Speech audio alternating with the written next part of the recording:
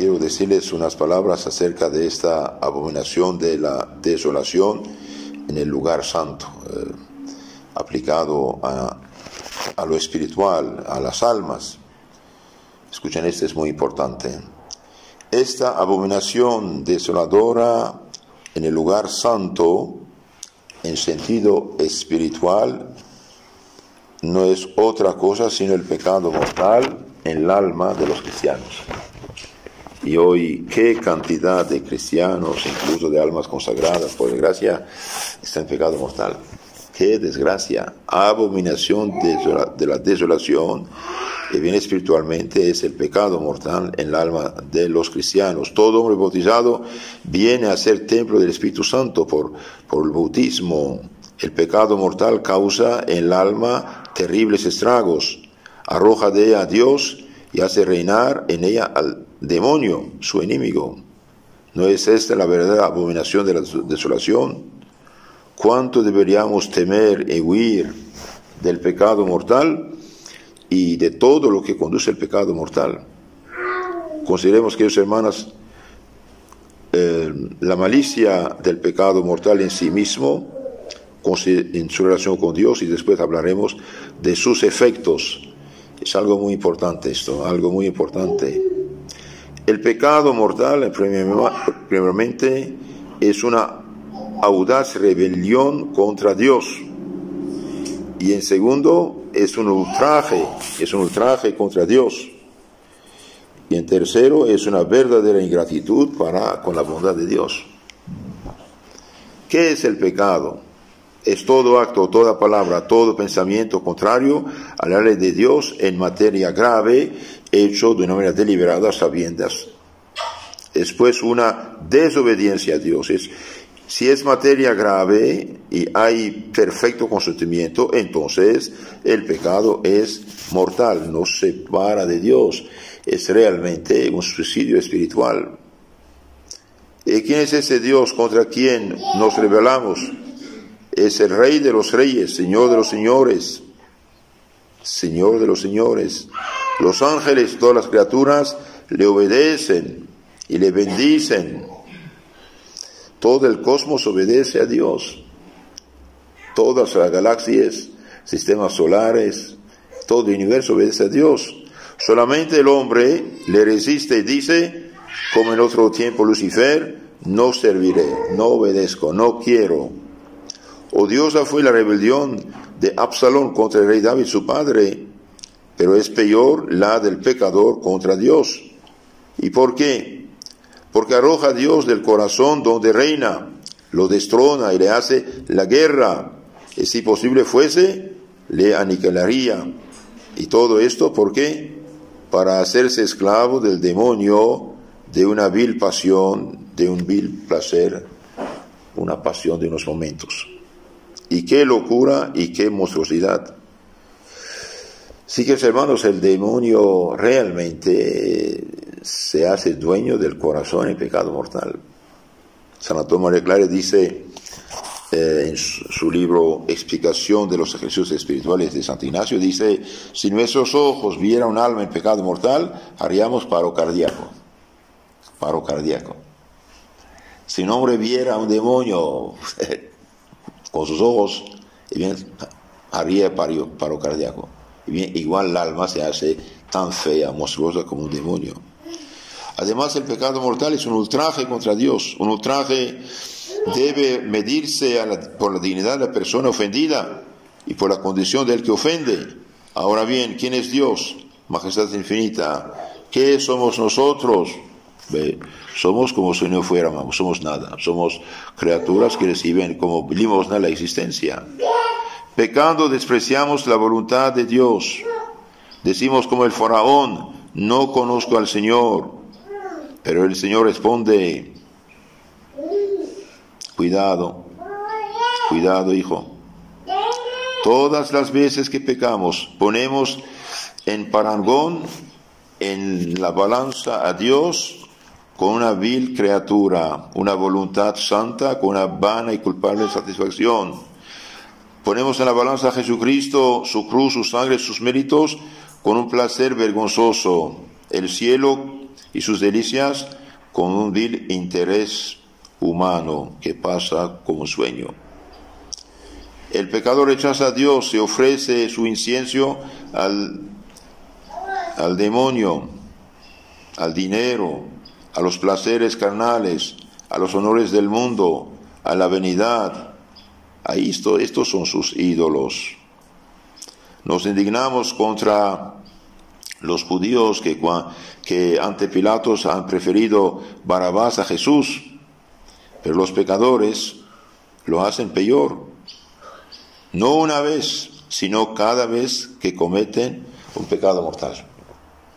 Cada vez que uno hace un pecado mortal, bien grita como los judíos, Barrabás y no Jesús. No con las palabras, pero con los hechos sí. El pecado mortal es una verdadera ingratitud para con la bondad de Dios. Olvidar un beneficio recibido es bajo y odioso. Es todavía peor devolver mal por bien. Pero servirse de los beneficios recibidos para ultrajar a su bienhechor no es en verdad el colmo de la ingratitud, una monstruosidad que apenas se encuentra entre las mismas bestias. Pues bien, el pecador se hace culpable de estas tres grandes ingratitudes. ¿Por qué? Y bien, ¿qué tenemos que no le hemos recibido? Incluso el cuerpo, la lengua, la boca, la imaginación, la mano, con que pecamos, es un don de Dios. Contemos los beneficios que hemos recibido en el orden de la naturaleza, en el de la gracia, creación, providencia, encarnación, redención, bautismo, sacramentos, vida. ¿Cuántas veces Dios fue paciente con nosotros después de haber pecado mortalmente y nos ha perdonado? Y si eso no es bastante, miremos el cielo, los bienes infinitos, eternos que Dios nos promete. Y si Dios promete la dicha eterna, felicidad eterna, gozo eterno al que es fiel. Y olvidamos esto. Y hoy el demonio anda suelto, debido a que el libre examen protestante de la falsa Biblia hizo conocer subjetivista, cada quien su pequeña idea, su opinión. Hoy llegamos en filosofía al relativismo absoluto. Nada es verdadero en sí, nada es bueno, nada es malo, cada quien su satisfacción, su deseo, su capricho. Y eso en países cristianos es gravísimo, bien. Y bien, a pesar de tantos bienes, a pesar de las promesas solemnes de nuestro bautismo, en las cuales hemos dicho, renuncio a Satanás o sobra sus acciones, no cesamos de ofender a Dios de una manera o de otra. Con cada uno de nuestros pecados, bien renovamos todos los tormentos, los dolores de la pasión de Jesucristo, de su agonía, de su flagelación, de su crucifixión con acción de espinas. Puede concebirse que los paganos pequen, ellos no conocen a Dios, no saben lo que Jesús hizo y sufrió por ellos, pero crucificarlo de nuevo, nosotros cristianos, sus servidores, sus hijos predilectos, que Él ha llamado a la verdadera fe, a la profesión de su verdadera doctrina, y a quienes colma de tantas gracias y cada día, qué ingratitud. ¡Qué ingratitud! El tirano quería inducir a San Policarpo a renegar de Jesucristo. Y este santo discípulo de San Juan Evangelista contestó: ¿cómo? He aquí, hace 80 años que lo sirvo y no me has hecho más que bien. ¿Cómo puedo renegarlo? Y murió mártir. Y lo que colma nuestra gratitud es que nos servimos hasta de sus beneficios, de sus dones, para ofenderle, para insultarle. ¿Qué uso hacemos de nuestra inteligencia, de nuestro corazón, de nuestro cuerpo, de nuestros ojos, de nuestra boca, de nuestra imaginación, de nuestro oído? del tiempo que Dios nos da.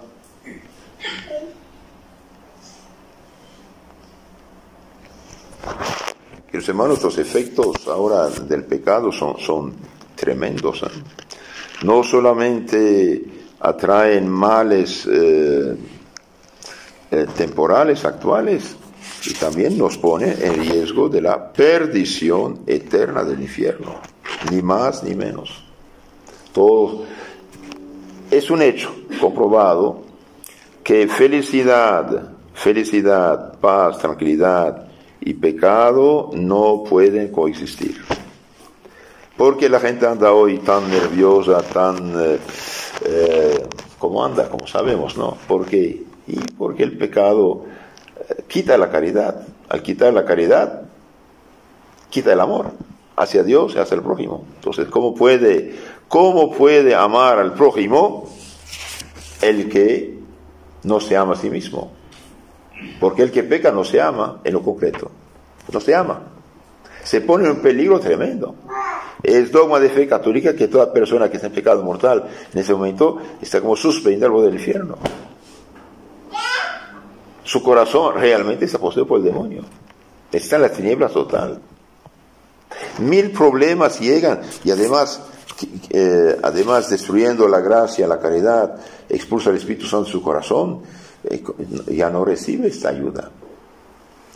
Y también los males espirituales, dije, esto nos despoja nuestra alma de su belleza, de la gracia, de la santidad. En lugar de ser templo sagrario del Espíritu Santo de Dios, el bien se hace morada del demonio. Entonces, queridos hermanos, el pecado, sí, el pecado realmente es el infierno en potencia. Tenemos que tomar en serio este asunto del pecado y meditar sobre sus consecuencias actuales y eternos. Pidamos a la Virgen Madre que nos ayuda a meditar sobre los frutos, podemos decir, podridos, tremendos, del pecado, en esta vida y en la otra. Es algo tremendo. Y por esta razón, los santos, las santas, rezaban tanto y tanto y tanto por los pobres pecadores. Santo Domingo, que yo sepa, en su convento no tenía celda. Quedaba después de completas en la iglesia rezando y rezando y rezando. Sí. Los padres del desierto pasaron su vida rezando y haciendo penitencias.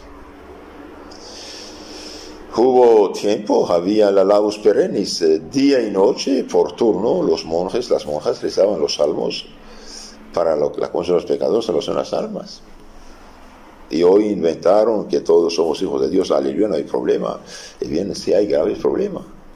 Es hijo de Dios, que está en gracia de Dios, es enemigo de Dios el que está en pecado mortal. Por eso les aconsejo rezar diario sus oraciones de la mañana, del día, de la noche, rezar su santo rosario, rezando especialmente por los pecadores para que se conviertan, las almas del purgatorio para que sean liberadas y sobre todo la perseverancia de los justos para que no caigan.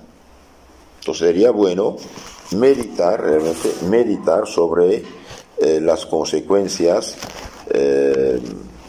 del pecado en esta vida y en la eternidad.